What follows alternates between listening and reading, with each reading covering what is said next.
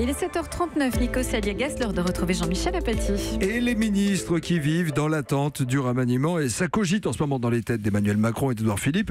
Et ce que vous nous dites ce matin, Jean-Michel Apathy, c'est que le moral n'est pas top, en fait. Non, en fait, beaucoup de ministres ont mal vécu la fin de l'aventure ministérielle de Gérard Collomb. Et ils racontent volontiers les 15 derniers jours, les 3 dernières semaines où ils mettent en scène un Gérard Collomb fatigué, malheureux, parfois presque déprimé. Alors il y avait bien sûr ces affaires lyonnaises qui le préoccupaient, mais aussi un surmenage, une charge de travail qu'il encaissait mal et une peur paralysante de mal faire. Et c'est ça qui a brisé la santé morale de Gérard Collomb. Et les ministres qui racontent ces scènes aujourd'hui le font d'autant plus volontiers qu'eux-mêmes ressentent des sentiments similaires. Il y a 3 critiques principales qui sont formulées aujourd'hui au sein du gouvernement. D'abord, d'après plusieurs ministres, ce gouvernement est trop restreint, mal dessiné, des périmètres d'action trop larges, ce qui accroît le stress, la peur de mal faire. Et ils aimeraient bien qu'il y ait soit des ministères redessinés, soit des secrétaires d'État en plus grand nombre. La deuxième critique concerne les cabinets ministériels. Une idée bizarre a saisi Emmanuel Macron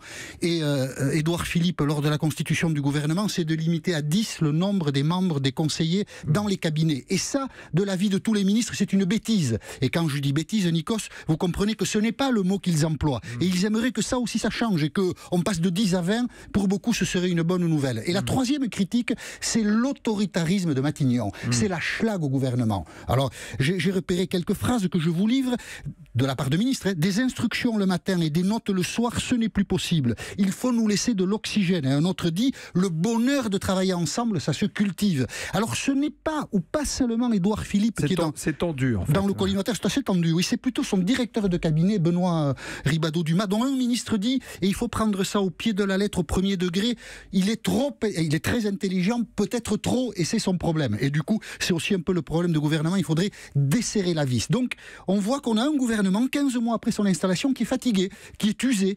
Les ministres attendent maintenant un renfort place Beauvau. On va voir les 2 têtes de l'exécutif réfléchissent pour remplacer Gérard Collomb. Sans doute, le remaniement sera plus large. Mais ce que souhaitent beaucoup des ministres, c'est que la structure du gouvernement soit redessinée et que le mode de management soit aussi différent, qu'on lâche un peu la bride aux ministres et qu'on les laisse faire. Un des ministres me disait hier soir, je ne sais pas si le message est passé. On va lui dire que ce matin, le message quand même commence à passer. Ce matin, il est passé.